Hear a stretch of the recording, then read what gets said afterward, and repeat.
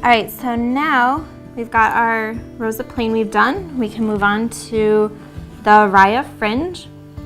And so one of the things that I do as a shortcut, instead of having to measure these pieces out, is I use something like this or a book to have it do all the measuring for me. And so I just will take the cardboard and wrap the yarn around it.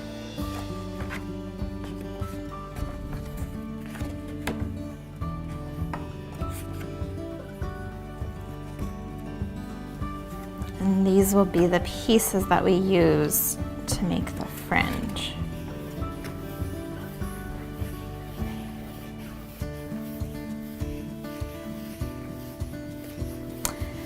And then this also is a time when you can go ahead and turn the loom right side up. If you remember where I've been making this upside down. I'm just gonna use all the rest of this. Just kind of fold it a bit. And then you just cut it.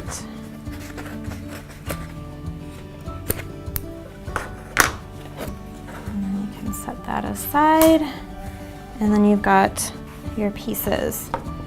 So I'm going to go ahead and flip this around, so now that I can see what my piece looks like. And you're going to take 3 yarns, and you're going to kind of grab it in the center, and you'll take your first 2 warp yarns and you just place this on top. And you'll take one side and you're basically wrapping it around one side, bringing it to the back through the front in the middle. And then on the other side, the same thing. Bring it around the back through the middle to the front. And then you just tighten it. And then I usually will just put it up to get it out of the way. And we'll do this whole row of this. So same thing, kind of gauge where the center is, pick up your 2 warp yarns, pull one side around from the back through the middle to the front, the other side, bring it around from the back through to the front, tighten it, put it up and out of the way.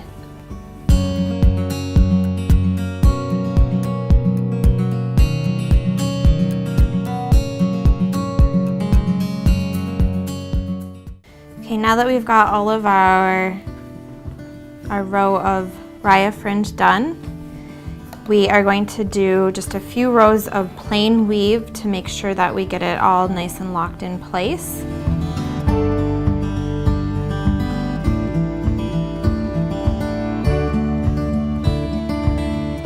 Okay, now we've got our 4 rows of plain weave, and this just helps lock it in place. So now we can kind of see what our weaving looks like.